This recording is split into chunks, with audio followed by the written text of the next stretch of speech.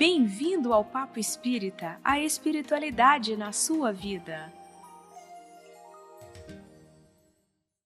Muito bem-vindos a mais um Papo Espírita. Nosso tema de hoje, as diversas facetas do orgulho. Nosso convidado é Max Lânio Lacerda, que é um palestrante espírita e trabalhador em inúmeras casas, inclusive na Federação Espírita Brasileira. Bem-vindo, Max. Tudo bem? Tudo ótimo, Ana. Muito obrigado pelo convite. Maravilhoso estar aqui com vocês, com as amigas e os amigos que nos estão acompanhando e que possamos levar conhecimento espírita para que todos tenhamos a paz. Miriam também, nessa nossa tarefa de desvendarmos as facetas do orgulho, né? Muitos de nós não se sentem orgulhosos, né, Miriam e Max? Mas na visão espírita, o orgulho é uma das chagas mais profundas do espírito e leva a pessoa a se considerar superior aos outros, a não aceitar críticas, e isso é uma dificuldade para o progresso e a reforma íntima. O orgulho é irmão do egoísmo, da arrogância, da irritabilidade e da falta de caridade. Mas será que a gente consegue observar essa questão do orgulho em nós? Então, Max, a gente tem essa dificuldade de se sentir orgulhoso muito porque também, na nossa sociedade, se sentir orgulhoso daquilo que faz, daquilo que se é considerado um item de sucesso, né? Uma coisa benéfica para nós. Vamos começar te perguntando como é que eu posso observar em mim essa questão do orgulho, aonde eu observo que eu estou nesse orgulho que é irmão da arrogância, da irritabilidade, da falta de humildade. Então, quando a gente observa essa palavra na nossa cultura, ela não é considerada uma palavra pejorativamente ruim, mas nós aprendemos com o Espiritismo que o sentido do orgulho, no que diz respeito ao que está na alma, tem sim as suas complicações.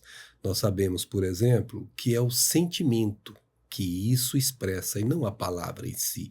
Então, se o orgulho e o egoísmo se baseiam na personalidade, toda vez que eu me coloco em evidência além do que eu sou, eu estou sendo orgulhoso. Eu estou sendo aquele que mostra-se quem não é. Ao contrário, aquele que se diminui, ele também não está sendo real, ele está sendo falso, está sendo uma pessoa hipócrita, porque ele não está colocando o tamanho dele propriamente dito. Então, nem mais e nem menos na posição. Isso corresponde ao que nós conhecemos como o oposto de orgulho, que é a humildade. Humildade é você ser do seu tamanho, sem mais nem menos. Não é você fazer, não vou fazer porque... Não, isso é fingimento. Você foi convidado para fazer um trabalho que você tem competência para fazer, faça. Mas sem arrogância, sem se colocar no pedestal. Faça naquele momento assim de silêncio, naquele momento de anonimato, e o seu trabalho aparece e não você. Olha a diferença. Quando o trabalho aparece e não você, você agiu no campo da humildade, que é o elemento oposto do orgulho. Eu me lembro uma vez que estava dando palestra, e eu fiquei feliz, porque a palestra ficou muito boa, né? E as pessoas estavam falando sobre a palestra, e eu fiquei feliz com aquilo, né? E o meu benfeitor, na minha acústica da minha alma, disse assim: meu filho, cuidado para que você não se coloque como o principal da palestra. Aí uma senhora tinha me perguntado: como é que é o mesmo nome do seu filho? Como é que é o mesmo nome do senhor, moço? Aí eu falei assim: Max, que bom, a palestra do senhor, seu Max, ficou boa. Aí ele falou: você se lembra daquela mulher que te perguntou que não sabia o seu nome? Essa é a melhor caracterização do seu trabalho, quando esquecem do seu nome, quando esquecem de você e se lembram do conteúdo. Esse é o verdadeiro. Caramba. Que sabe o tamanho dele. Então, é isso que Estamos a gente longe, tem que lutar. Hein, Max? Não, nós temos que trabalhar nessa direção, né? Nós temos que nos esforçar, porque é perigoso, porque se você falar para uma pessoa que ela não gosta de ser reconhecida, que ela não gosta de ser elogiada, e falar para que essa pessoa não gosta, isso é hipocrisia. Qualquer um de nós gosta de ser elogiado, gosta de ser reverenciado naquilo que faz. Mas aquele que tem maturidade evolutiva não toma isso para si, toma isso para o empreendimento que ele se colocou. E isso ele se considera feliz porque o empreendimento se realizou por ele. Lembra da prece? Instrumento de vossa paz? E você foi nesse momento instrumento de uma atividade em que você foi parte e não a função final. Você não foi a razão de ser. Você foi um instrumento como um violino é um instrumento de um musicista. Então você é parte de um todo. Você não pode se colocar em evidência além do que você tem, porque você está sendo orgulhoso. E aí é quando você começa a se complicar, porque você vai ser percebido como orgulhoso por aqueles que te assistem de uma forma ou de outra. Isso não é bom. Mas, Max, você falando, né? Estou aqui pensando, nós estamos numa sociedade muito competitiva, né? Cada vez mais os valores da matéria, né? Um sucesso externo, né? Que vangloria, né? Quanto mais a vaidade, o orgulho, fico pensando que quando a gente tem uma maturidade, uma certa consciência de quem realmente somos, né? Que estamos na matéria para desenvolver inteligência, né? Verdade? Para melhorar, para desenvolver a nossa moralidade. Me reportei para um ambiente de trabalho enquanto você falava, imaginava, eu faço os meus esforços para entregar um ótimo trabalho. Então, aquilo que me foi designado, eu faço da melhor forma. E aí, o que a gente, às vezes, é ensinado, a gente é levado. Eu aprendi, alguém vai chegar para aprender e eu não passo. É uma postura muito comum ainda no nosso ambiente de trabalho. O receio de perder o seu local, o seu lugar de visibilidade, né? Daquele que sabe. De importância. E quando a gente olha para a questão de quem somos espírito, a gente vai vendo, nessa encarnação eu aprendi muitas coisas pelo trabalho que realizei.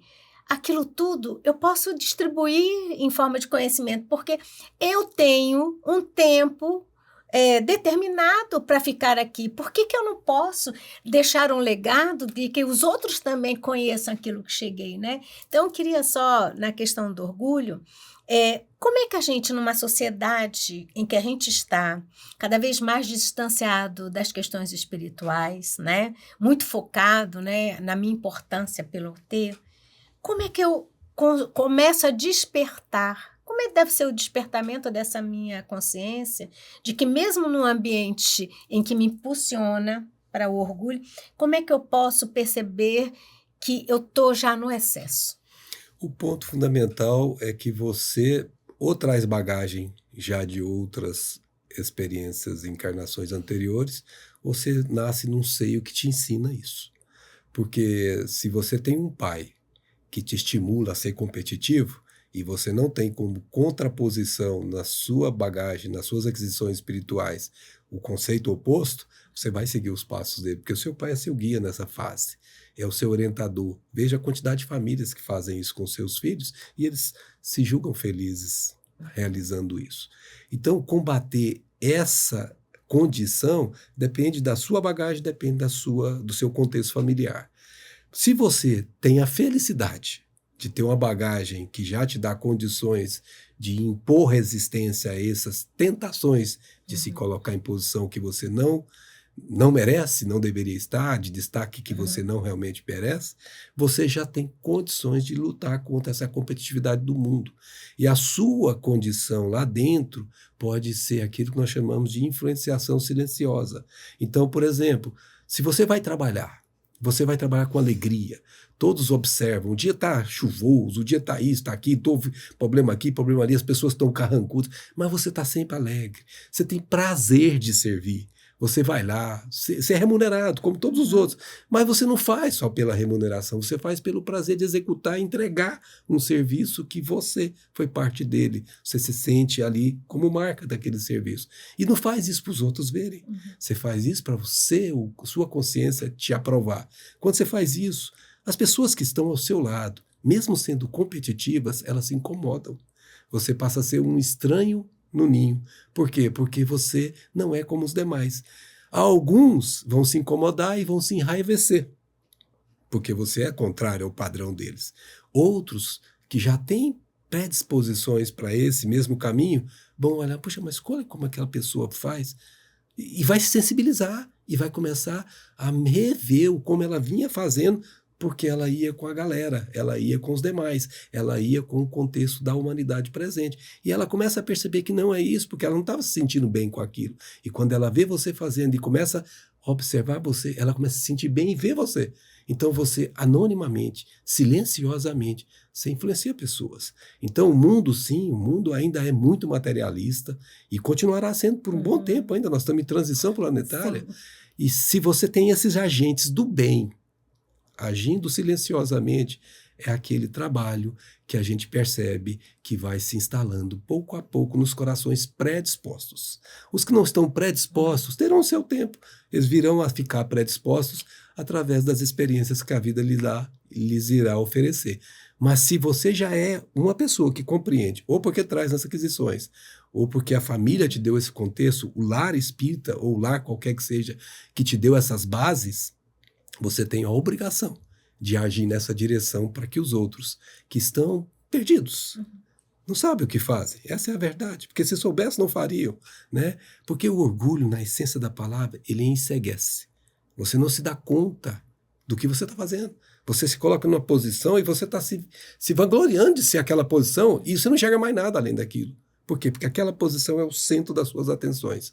Então, quebrar isso começa no nascimento. Se não nasceu num lar favorável, a chance de quebrar isso já começa cedo. Se não nasceu, vai quebrar isso pelo mecanismo das dores. A gente sabe que alguém que esteve numa posição de destaque e não soube utilizar isso para o bem, porque você pode estar numa posição de destaque por imposição dos seus cargos, das suas situações, mas você deixar ali o seu legado com o seu trabalho e você não se sentir destacado, porque você não se sente, você se sente na obrigação. É diferente, na obrigação disso. Imagina você numa presidência de alguma coisa muito grande, você tem obrigação por aqueles que você está presidindo. É muito mais sobrecarga do que vanglória pela posição. Uma pessoa que se sente assim. Então, se essa pessoa não faz isso, pelo contrário, ela utiliza essa posição para se locupletar às custas dos outros, o que acontece com o mecanismo da justiça divina? Coloca essa pessoa numa outra encarnação, na situação oposta, para que ela compreenda que é dando que se recebe, para que ela compreenda que na posição de sofrimento ela entende o que faz ela perceber na intimidade do coração dela silenciosamente que na posição de mando ela não soube fazer. Ela sente isso, a alma recapitula isso mentalmente. O mundo de fora não vê, mas ela sabe o que está passando por dentro. Então o mundo vai ensinar de uma forma ou de outra. Feliz daquele que aprende pelas experiências, pelos conhecimentos, como a doutrina espírita, ensinando-nos a compreender o Evangelho, proporciona. Uma vez conhecido, mesmo sabendo que eu sou orgulhoso, eu me esforço para não sê-lo. Eu me esforço o tempo todo para não sê-lo. E isso dá trabalho, que o mundo de fora não vê. Só a gente sabe o esforço que está fazendo por dentro. E é isso que lá vale, não é a conquista. E tem uma... Não, eu queria só aproveitar que você falou essas figuras de destaque, porque não quer dizer que eu sou orgulhosa se eu sou uma pessoa proeminente. Digamos que eu sou uma cientista que vai ganhar um prêmio Nobel, ou que eu sou uma atriz que me destaquei em um filme, em uma peça. Eu sou uma autora de um livro, eu sou alguém que ganha um destaque, ou um presidente de um país, ou qualquer outra coisa em que aquilo que eu faço eu me destaco. Então, não quer dizer que por eu estar neste movimento de destaque, eu tenha que me sentir superior aos demais. Exatamente. Eu angariei muitos conhecimentos, eu sou muito boa naquilo que eu faço, consegui esse destaque por méritos próprios e tenho que usar esse destaque em favor, em benefício dos demais, não é isso? Exato. Aí eu estou usando esse destaque que pode me deixar muito satisfeita também, não é, Max? Pela realização. Pela realização, porque, afinal de contas, eu posso ter estudado muito, me dedicado muito. Eu tive um esforço pessoal do qual eu posso me orgulhar, que não é o mesmo orgulho do que estamos falando, né? Eu posso ficar satisfeita comigo. Você pode ter o sentimento de dever cumprido. Exato. Isso aqui é o ponto mais fundamental. Quando você está em qualquer que seja a posição, seja de anonimato, seja de evidência máxima, não importa a posição. Importa o que você vai fazer com o que Deus colocou na sua mão como poder para fazer. Então, se você está numa posição dessa de presidente, e se você age pensando em você primeiro, e depois nos outros, se sobrar tempo, você está complicando as suas situação evolutiva. Você vai ter que voltar em situação complexa para poder aprender a lição da maneira mais dolorida. Mas se você já tem maturidade do seu psiquismo, você já viveu experiências anteriores e você se vê nessa posição, você fica muito mais preocupado em não falhar para que você atenda todas as necessidades daquelas pessoas, o que é uma tarefa dificílima, dificílima. Mas você não faz pensando em você, você faz pensando nelas.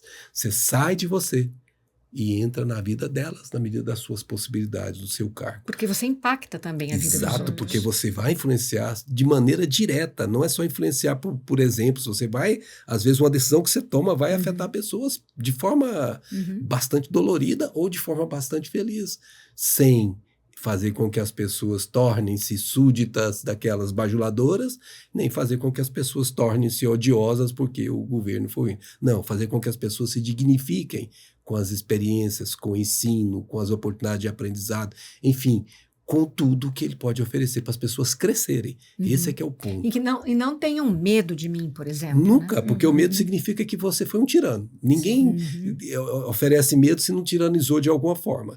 Porque qualquer um, seja dentro do lar, uma pessoa dentro de casa, seja numa empresa, seja num país, seja em que posição for, se você tem pessoas que têm medo de você, é porque de alguma forma você tiraniza em determinados momentos da sua vida. Sim, Miriam. Não, a Max estava falando quando a gente se percebe que está orgulhoso, faz o esforço, né, de suportar, né, para a gente vencer, né? Puxando esse gancho, o português tem muitas palavras, né? E às vezes até nos confunde, não é verdade? Então, às vezes eu posso achar que uma autoestima, eu posso olhar que, nossa senhora, eu estou orgulhosa, né? E se eu estou orgulhosa, não é no chicotinho, ai meu Deus, né? Agir de forma orgulhosa. Nós estamos falando também de um processo de vencer essa tendência de uma forma mais amorosa. Mas enrolei demais para trazer no ponto que eu queria. Era, Max, autoestima é orgulho? É vaidade? De modo algum, a autoestima é uma condição maravilhosa da pessoa saber o tamanho dela. Porque quando você está com baixa autoestima, você está se diminuindo. Isso está levando você a situações como pode gerar até uma depressão. Você está se colocando numa posição que você não deveria estar.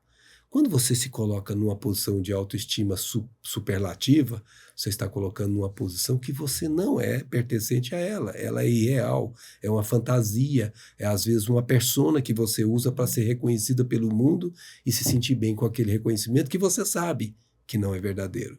Porque você sabe quando é bajula e você sabe quando é sincera aquela pessoa que fala com você. Você conhece, isso é fácil. A alma reconhece isso. Então seja do seu tamanho. Os outros te aceitaram como você é e não como você está sendo visto por. Então, o importante seja sempre você mesmo. Não importa se você é pequeno, se você é grande. É o que você é, porque isso jamais te fará se frustrar. Nem eles se frustrarão com você. Por quê? Porque você está sendo o que você pode ser, nem mais e nem menos. Se você vai crescendo, eles vão percebendo o seu crescimento. Então é natural que a gente tenha essa autoestima em dia para o tamanho da gente e não para baixo ou para cima. Tudo que for para baixo ou para cima não é bom, mas o que for na medida é bom. Aí você me pergunta, Max, mas como garantir essa autoestima o tempo todo, com o mundo complicado desse jeito? Às vezes você recebe uma crítica que machuca, que dói, te coloca para baixo. De novo, se você tiver maturidade, você toma aquela crítica como escola, como ensinamento, como aprendizado. Você não introjeta aquilo para você e fica remoendo aquilo o tempo todo. Você vai, mas onde é que eu estou querendo, que eu não consegui enxergar que ela enxergou? Se você conseguir achar a resposta, ótimo. Se aquilo não te der nenhuma resposta, aquela crítica for uma crítica peçonhenta, uma crítica improdutiva, rejeita. Rejeita como se aquilo não tivesse acontecido. Isso é maturidade. Não é que você desprezou a crítica, é que você avaliou a crítica e ela não te trouxe nenhuma contribuição. Mas se algum te machucou e a crítica trouxe uma contribuição, ótimo, aquilo serviu para você crescer. E atenção, nós só crescemos nos momentos de desconforto. Nos momentos de conforto, nós somos os mesmos. Nos momentos de desconforto, são os momentos que nos propiciam alçar voos mais altos. Então, quando parece uma crítica ruim, tome isso como uma oportunidade de aprendizado. Se você recebe muito elogio, cuidado, porque eles te lisonjeiam sem você perceber. E é muito fácil, porque nós somos almas humanas em processo evolutivo muito recente. Nós estamos em mundo de expiações e provas. Sabe o que é isso? É um mundo muito dolorido ainda. Então nós somos muito suscetíveis. E para a gente cair na tentação de se sentir, eu sou o tal, não é muito longe não. Qualquer um de nós. Vejam esses ícones do próprio espiritismo que chegaram ao topo e caíram por determinadas situações. Por quê? Porque se deixaram lisonjear de alguma forma. Se você pegar o Livro dos Espíritos, tem uma questão que o Allan Kardec pergunta para eles sobre como contrapor as influências espirituais. Eles falaram assim, dentre várias partes, o ponto mais fraco que eles pegam em vocês é o orgulho. Se você combater isso, você terá império sobre você e, portanto, ele não te atingirá. E essas influências espirituais, transcreva agora para as influências locais. Como é bom, né? Bajulações, e a pessoa acreditar que tudo aquilo é verdade. Esses dias eu escrevi um artigo, e aí eu achei que o artigo estava um espetáculo, né? Para mim, né? E pedi um amigo muito próximo, falei, você desce a lenha, como disse o outro, né? Não seja nada bonitinho. E ele escreveu para mim as coisas que eu não tinha visto. E não foi nada pejorativo, foi excelente. Então você não enxerga o mundo todo só com os seus olhos. Você enxerga o mundo com os olhos dos outros também. E saber aproveitar o como os outros enxergam te faz crescer. Porque a gente também não se auto-enxerga, né? Exato, que é muito difícil. O conheça-te a ti mesmo é o maior desafio da criatura humana da Terra. E é por isso que o orgulho tem uma dificuldade enorme de ser vencida, tal como o egoísmo. Agora, você falou na humildade, por exemplo, você citou esse caso que você escreveu um artigo, seu amigo pontuou coisas que você não tinha observado. E você disse, muito obrigado, gostei que você olhou para isso que eu não tinha visto. Isso é sinônimo de humildade. Você não está nem o rei da bola, né? Nossa, mas como assim? Ele viu umas coisas, meu artigo está tão maravilhoso, está espetacular, né? Como você disse. Nem entrou num vitimismo de, caramba, eu não sei escrever um artigo, nossa, quanta coisa eu não vi. Então vamos falar sobre essa confusão que a gente faz com a humildade. Porque muitas vezes a gente prefere, no mundo espírita tem muito isso, com medo da gente ser orgulhoso, ou ser taxado por orgulhoso, a gente se apequena, achando que isso é humildade. Então, me convidam para vir ao Papo Espírita. Eu não estou preparado para isso. Nossa, Max é muito melhor. Convide o Max, né? E aí eu vou me apequenando, achando que eu estou sendo uma pessoa humilde. Fala um pouquinho sobre isso. Então, isso é uma espécie de fuga, né? E isso é uma espécie de situação íntima que é alguma coisa do passado dela, seja desta encarnação, infância, por exemplo, a infância em que o pai foi muito, muito forte na sua educação, muito crítico, podou muito, isso às vezes bloqueia certos potenciais da pessoa, né? Eu, por exemplo, fui criado nesse tipo de situação e era muito comum você ouvir, você é burro, você é estúpido, você não sabe fazer isso, você não vai ser ninguém. Quantos pais falaram isso para os filhos? Isso cria um bloqueio. Mas nas encarnações passadas também, você teve bloqueios. E essa pessoa chega com uma série de pisar nos ovos por causa dessa predisposição que ela traz. O que ela tem que fazer? Ela tem que fazer o conheça-te a ti mesmo. Ela tem que olhar para si e perceber que isso é uma má tendência que ela precisa combater. Isso demanda tempo. Então ela precisa de gente do lado dela ajudando. Olha que trabalho bom que você fez. Sem ficar passando aquela conversa mole para poder fazer a pessoa se sentir bem. Não, você tem que ser autêntico, né? Dizer a verdade sem dizer de forma que machuque. Saber dizer isso, né? Você tem que ser verdadeiro sem ser agressivo. Você tem que ser manso, mas não deixar de dizer a verdade. Então isso é a habilidade dos que estão com ela, e na doutrina espírita a gente tem muitas pessoas que trabalham com a gente que nos ajudam muito. Então se a gente tiver predispostos, seja na posição de estar com o exacerbar do orgulho, ou com aquele diminuir a personalidade, não importa qual das duas. Se a gente souber recolher essas orientações, que vêm muitas vezes na forma da gente ver, de crítica, mas que às vezes são conselhos, são orientações, que a gente entende por crítica, porque a gente tem essa malha dentro da gente que filtra como crítica. Tá vendo? Eu não consigo fazer nada direito. Isso. Se ele entender dessa forma, ele se fecha mais ainda. Se ele entender como crescimento, ele vai crescer e pouco a pouco ele vence isso. E dá trabalho? Dá, porque tá uma construção arquétipica, não é de hoje. Né? Então é a construção que ele vai ter que vencer. E pouco a pouco ele vence, e pouco a pouco ele vai ser do tamanho que precisa. E isso, como nós sabemos, demanda tempo, e o tempo é conforme a realidade íntima de cada um de nós. Né? Então você dizer, eu sou boa nisso, não quer dizer que eu estou sendo orgulhosa. É bom, geralmente quando você diz que é boa nisso, tem um traçozinho de orgulho. Porque quando você é boa no que você é percebida por. Não precisa que você se diga. As pessoas dirão, puxa, olha, a Ana é muito boa naquilo. Então, você sabe lá no seu íntimo que você pode ser isso, mas se você está sendo percebida de forma autêntica por pessoas anônimas daquela sua característica. Então, você se dá conta disso. Porque você fala assim, de virtude, né? Se você tem virtude ou não virtude, a humildade. Quem é humilde, não fala, eu sou humilde. Você já começa a desconfiar. Quem é humilde, os outros dizem, nossa, ele tem um comportamento tão diferente, ele é tão simples, uma pessoa tão modesta, e, no entanto, tem um cabedal de conhecimento tão grande, uma posição social tão elevada. A pessoa, ela não sai dizendo que ela é humilde. O modo vivendes dela diz quem é ela. Então, a gente, na verdade, se expressa pelas nossas realidades. É a famosa maneira de ser. Aquela maneira em que você está vivendo e as pessoas estão te observando pelo modo como você vive. Esse é o verdadeiro dizer de quem é você. Nossa, Max, você estava falando da humildade, né? Fiquei pensando aqui, a gente, às vezes, está tão para fora, né? Para fora no sentido assim, se moldando conforme a opinião alheia sobre si mesmo, que quando se fala da humildade, você trouxe a humildade autêntica, né?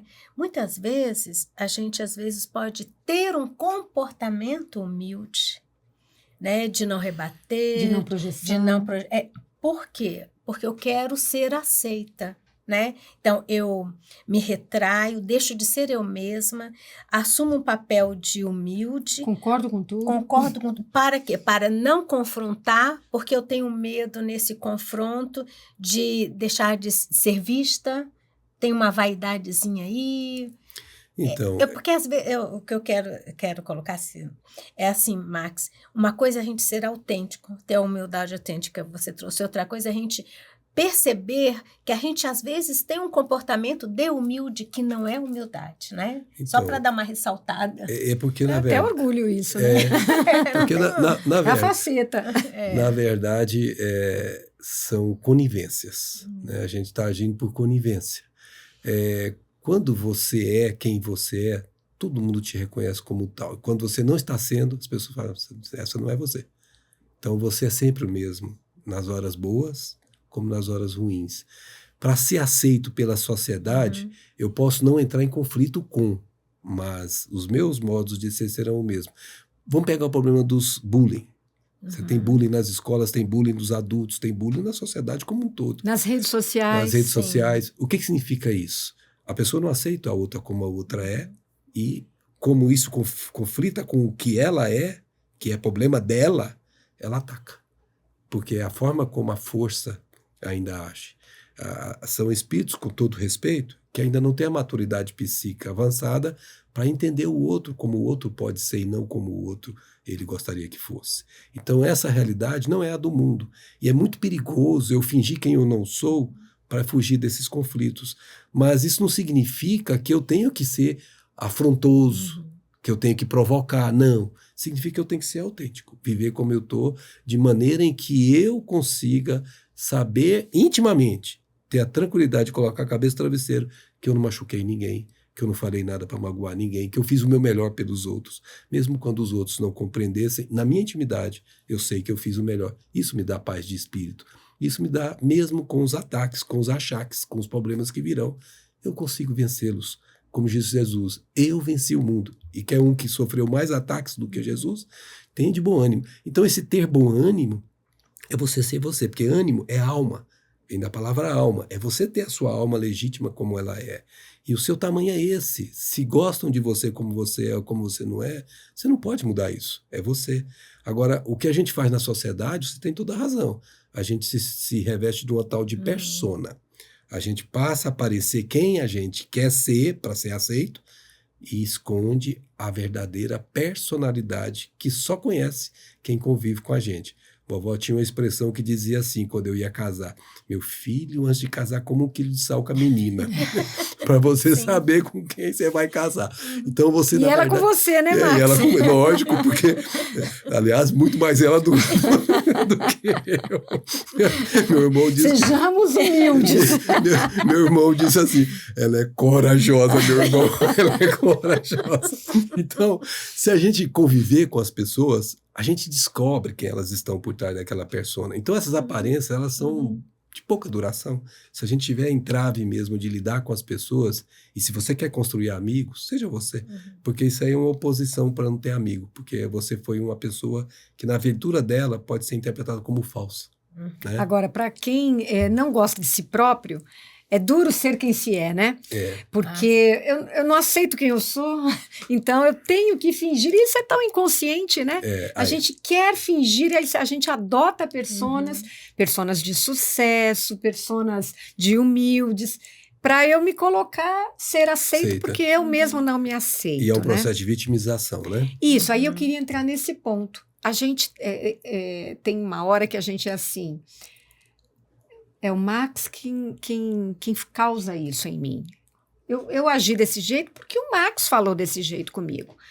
Se não fosse o governo, se não fosse esse país, se não fossem esses políticos, se não fosse meu chefe e tudo mais. Então, o vitimismo é uma faceta do orgulho? Com certeza. Então explica, E porque a gente é bem vítima, né? Uma das maiores e mais notórias. Por quê?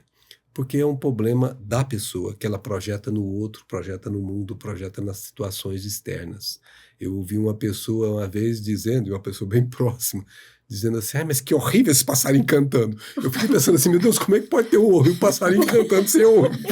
É algo assim que você vê que a pessoa, literalmente, a palavra que eu vou usar é essa, está enferma da alma. É uma enfermidade.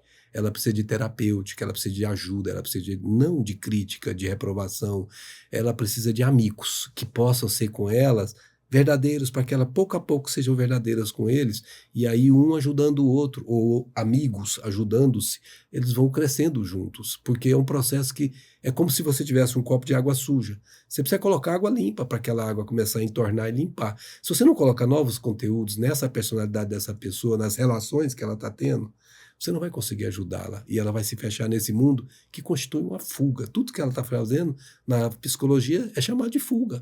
Ela está saindo dela para poder ser aceita pelo mundo, porque deve ser dolorido o jeito que ela vive. Uma pessoa que está numa situação dessa, ela não está bem consigo mesma. Ela não está feliz, né? Não está. E ela precisa buscar caminhos. Como ela não tem orientação, como ela não tem apoio, como ela não tem quem a aceite do jeito que ela é verdadeiramente, ela começa a buscar esses caminhos de fuga, e é dolorido ver isso. E aí que a gente lembra, né, que a função do cristão, a função do ser humano que realmente já está se espiritualizando, é de ajudar seu próximo. Seja o próximo como ele for, e não como eu gostaria. Seria maravilhoso trabalhar só com gente que pensa como eu, que tem, né, que todo mundo está todo feliz no mesmo patamar, todo mundo... Mas não é assim. Você vai ter pessoas que vão te criticar, vai ter pessoas que vão te odiar por uma razão que você nem se dá conta de que você está provocando nela, porque o problema está nela. Mas olhar para ela como Jesus na altura da cruz, morrendo, olhou para eles e diz, Pai, perdoa-os, eles não sabem o que fazem, é um tamanho evolutivo maravilhoso, porque você consegue perceber o outro como um doente que precisa de ajuda, e não alguém que precisa ser rotulado, colocado ali como aquele. Não. Aproxime-se dessa pessoa, faça ela crescer pouco a pouco com você, sem ela se dar conta disso. Você faz isso de forma tão delicada, tão sutil, que ela vai crescendo com você e ela vai se tornando uma pessoa que se aceita. Por exemplo, eu lidei muito tempo com crianças em orfanato, dava aula no orfanato. E você vê muita falta de autoestima, pessoas que trazem...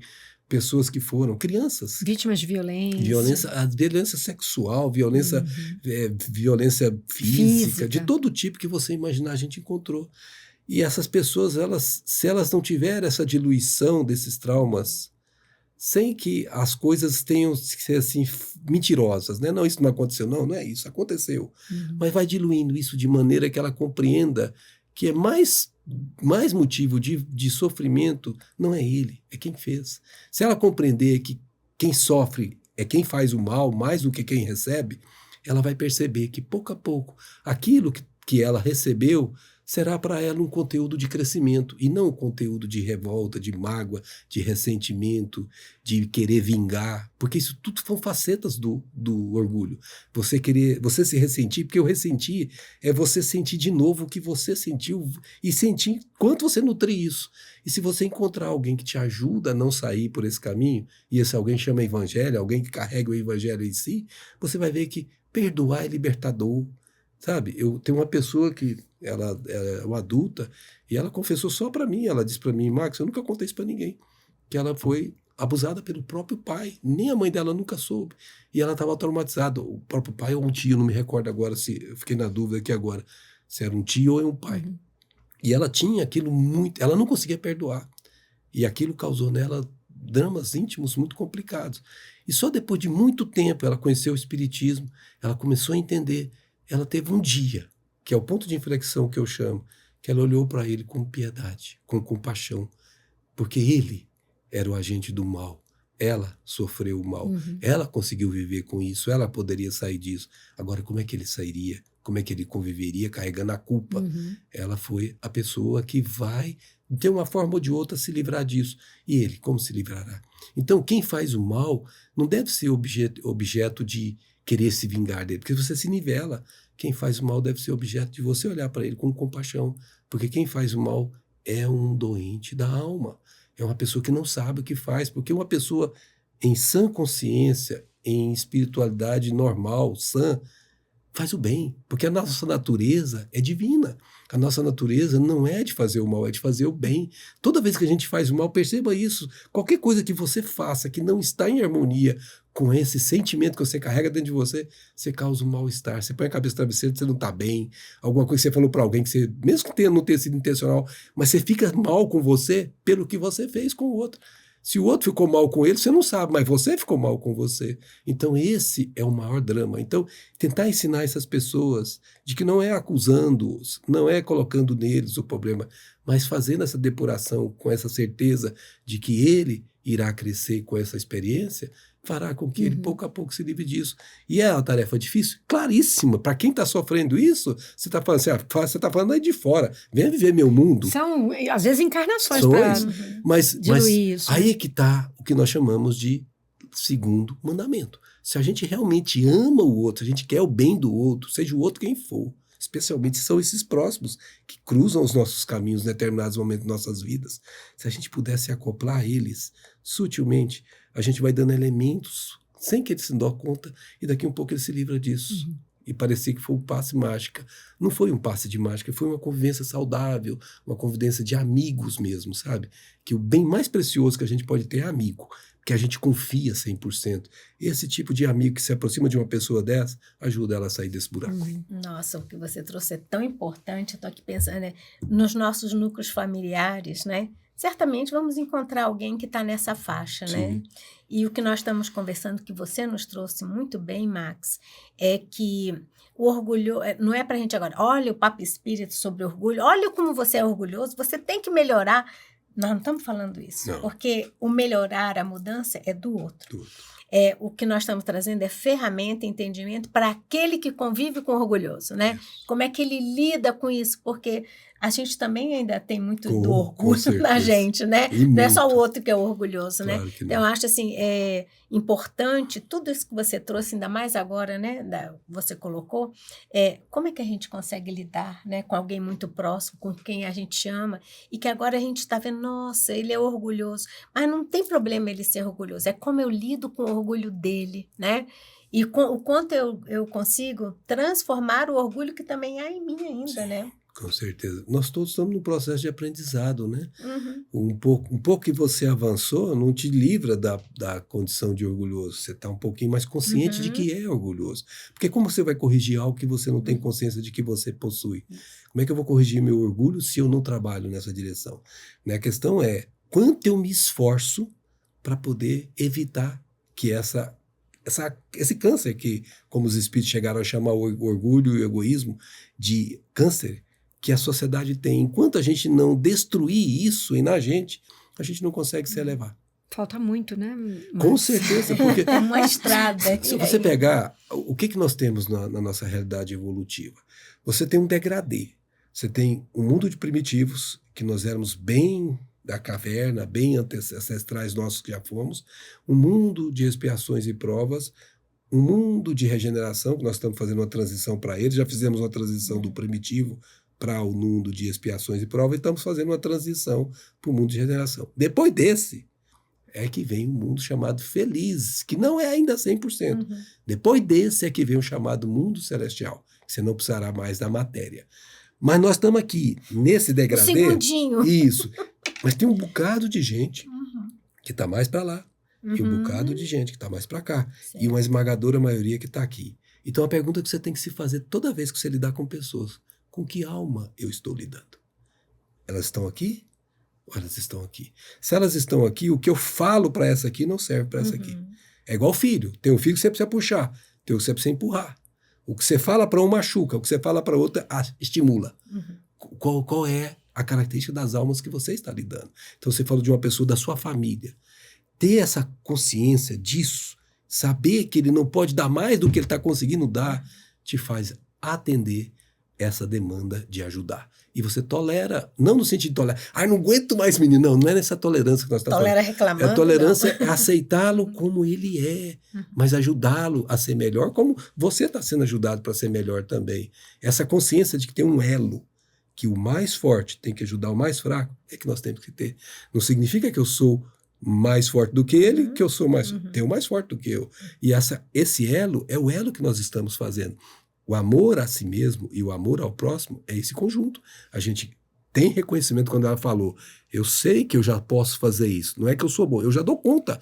Então, se eu já dou conta de ensinar dando aulas, por que eu vou me guardar em casa quando precisa de alguém do meu ensino? Então, isso não é ser orgulhoso, não é se colocar em evidência, é você se colocar a serviço de os recursos que você já amealhou na sua intimidade, você coloca em benefício desse. Assim como quem está acima de você, coloca em seu benefício.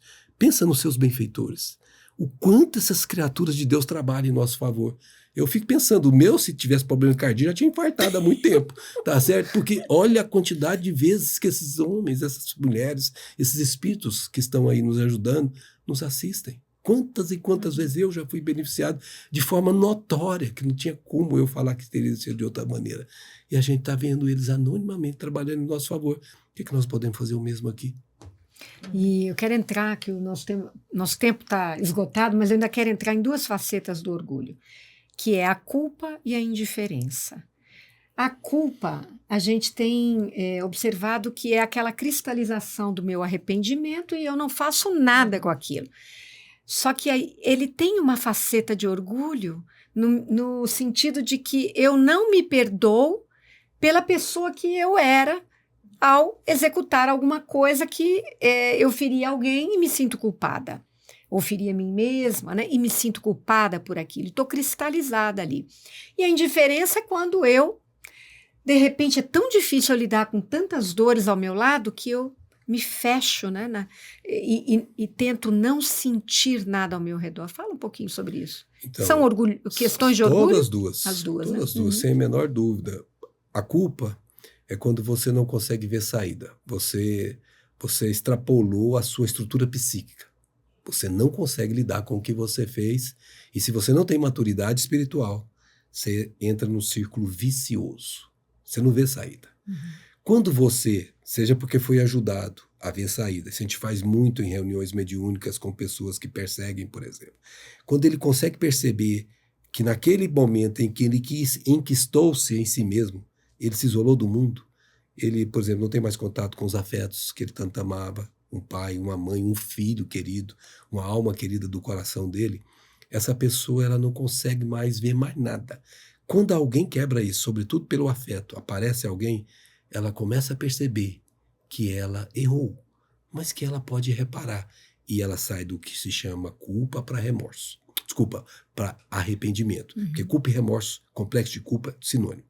Mas arrependimento não é sinônimo de culpa. Arrependimento é quando você sabe que errou, tem consciência disso e sabe que precisa corrigir e se esforça para fazê-lo.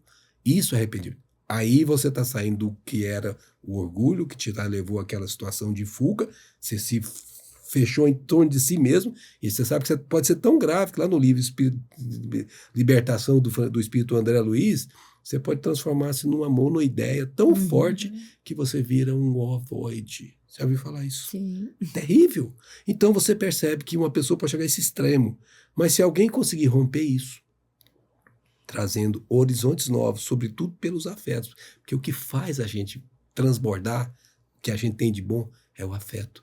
As relações humanas que a gente tem de afinidades, elas são caríssimas às nossas almas, e todos nós as temos. As nossas construções evolutivas nos proporcionaram muitos amigos que a gente não sabe, amigos caríssimos que a gente não sabe nem que tem agora, mas se você o encontrar, você não conseguirá resistir à presença dele, seja em espírito, seja encarnado.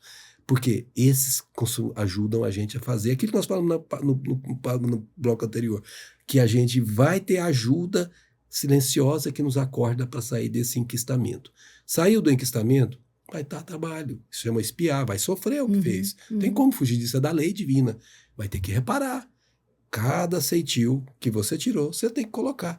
Mas se você fizer com amor, você cobre multidão dos pecados. Você pode reparar sem ter que sofrer do mesmo jeito que eventualmente você fez alguém sofrer que te causou aquela culpa. Essa é uma situação de despertamento que todos passaremos. Então tem muitos desse enquistamento hoje no mundo. Mas dia virá que os seus afetos, a vida vai trazendo e eles acordarão para essa realidade e farão o caminho de volta. E sairão fortalecidos, como aquele filho pródigo, que quando cai no furado, ele volta fortalecido para o pai. E o pai o abraça com alegria, porque sabe que aquele problema ele nunca mais cometerá, porque foi vacinado pela própria experiência. Agora, o outro é embotamento de sentimento.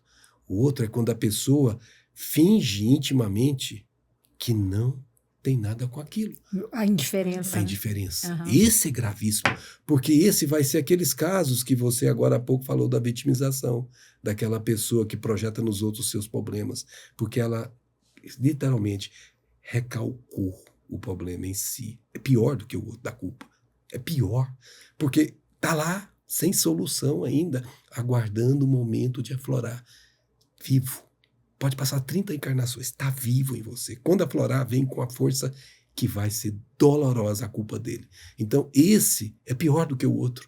O que é indiferente é pior do que o... É uma sensação, talvez, de tempo perdido também, né? Com certeza, porque ele está vivendo uma realidade que não é verdadeira, que ele está parecendo ser alguém que ele não é. É um momento em que, quando ele tiver que fazer o facear-se consigo mesmo, isso virá à tona. E a maior parte dos problemas das doenças psíquicas do mundo são as culpas que não foram tratadas. Elas voltam com uma força que você não tem noção de como fazem sofrer essas pessoas. Então, quando a gente ensina no Espiritismo, ou melhor, a gente aprende o Espiritismo nos ensinando. Errar é parte da vida. Qual de nós aqui nunca errou? Atire a primeira pedra. Não tem jeito. Eu tento fazer o meu melhor, mas de repente eu falo uma palavra para você, né, que para você foi extremamente dolorido, que eu nem me dei conta. Eu errei sem saber que estava errando. Mas às vezes eu faço de propósito, porque eu não gosto de você, de qualquer, e te machuco. Eu fiz com conhecimento de causa. Eu errei do mesmo jeito. No primeiro erro, eu não tive consciência, no segundo eu tive. O segundo é mais grave. Mas os dois são erros e vão te causar mal-estar quando você souber que a outra, sendo inconsciente ou consciente, sofreu por causa de você. Isso vai te causar um mal. O que você vai fazer? Se você vai levar a oferenda para o altar e lembra-se que tem alguma coisa contra alguém, deixa a oferenda de volta, volta e reconcilia-te com o teu adversário. O que é reconciliar? Ana, eu me lembrei naquele dia de uma coisa que eu te falei, que eu nunca tinha me dado conta que te machucou, eu sei que te machucou. Às vezes você já até me perdoou, você já nem... mas você lembra. Isso é grandioso. Que a pessoa reconhecer o seu tamanho, reconhecer seus erros, é um sinal claro de evolução avançada. Uma pessoa que erra e reconhece que errou e se propõe a corrigir, está mostrando maturidade evolutiva. Uma pessoa que erra e tenta esconder, está mostrando imaturidade. Então, não é a questão de não errar, é o como eu vou lidar com cada erro. Se eu conseguir ser do meu tamanho, eu errei, eu sou responsável, eu não vou ficar me vitimizando, me fechando. Não, eu vou procurar e tratar logo aquilo. E Jesus disse, se o teu irmão aceitar o seu perdão, ótimo para você. Se ele não aceitar, você está bem, ele que não está bem. Então é você sair de você nas suas colocações. Volto a repetir, errar, nós não vamos errar muito. É da natureza do processo. Errar inconscientemente, vamos errar muito. Errar conscientemente, nós que já estamos buscando amadurecer, nós vamos errar menos com consciência, porque nós vamos ter muito mais vigilância, vigiar e orar, e lembra? Do que nós estamos fazendo. Agora, o inconsciente é quando a gente não consegue enxergar as necessidades do outro como elas são de fato. A gente vai errar, mesmo tentando ajudar. E isso não deve ser motivo para a gente parar, ao contrário, isso deve ser motivo para a gente continuar trabalhando e com esse erro eu não erro mais, eu aprendo com ele. E funciona mais ou menos assim, igual aquela historinha do cavalo que cai no buraco e você vai jogando terra. Quando você vai jogando terra, o cavalo sobe. Mais terra, o cavalo sobe. Daqui um pouquinho o cavalo está lá no topo. Os erros fazem isso com você. Cada erro que você faz, não estou te incentivando a errar consciente, não. Mas o erro tem que ser aproveitado. É um patamar a mais para o sucesso futuro que você vai atingir. Então o erro nunca deve ser desprezado ou tratado como se fosse algo ruim. Como a culpa não deve ser olhada como uma coisa ruim. Ela está te dizendo que você está no caminho errado. Só isso. Corrige o caminho. Corrige o caminho. É isso que você... É como a dor. Se você está sentindo dor moral ou física, está sinalizando algum erro. Algum problema está tendo. Você tem que parar, refletir maduramente e tentar corrigir. E aí você está crescendo espiritualmente. É assim. Não tem outro caminho. Uma palavrinha para os nossos... as pessoas que estão nos assistindo. Olha aqui para essa câmera e fala para elas como observar em si ainda esse orgulho. E para que acalmem os corações, né? Porque muita gente pode estar se enxergando, e é natural, porque todos estamos nesse movimento ainda, né? Mas como eu observo em mim, com tranquilidade, para eu fazer essa transformação, as facetas do orgulho que eu ainda carrego? Eu vou dizer o que Allan Kardec me disse. Reconhece o verdadeiro espírita como verdadeiro cristão pela reforma moral que faz de si. Ou seja, olha para dentro de você. Honestamente, sem que ninguém esteja olhando, só você, e verifica o que te incomoda profundamente e o que você tem que você pode saber que você causa bem a alguém, que aquilo é bom em você. E se você tem essas coisas que te incomodam, ele vai dizer a segunda parte, e pelo esforço que faz para domar essas coisas que te incomodam. São as más tendências, as más vocações, as coisas ruins que nós trazemos de heranças de nossas existências. E é natural que seja assim. Não tem nenhum de nós que não tenha a má tendência. Agora, ter a má tendência, saber e não combatê-la, não é um negócio bom para você, porque você vai continuar sendo a mesma pessoa do mesmo jeito, apesar de ter vivido vários anos. Agora, se você combatê-las, você vai ver esses mesmos anos e vai sair de lá, no final da sua experiência, muito mais alto do que você entrou. Max, super obrigada novamente aqui pela tua presença. Miriam também, foi um bate-papo super instrutivo. Para variar, né, nossos temas não são fáceis. Tocam, né, nas feridas. Mas isso é importante, né, Max? Para que a gente vá se curando, né, e vá se transformando. Sim. Então, obrigada novamente.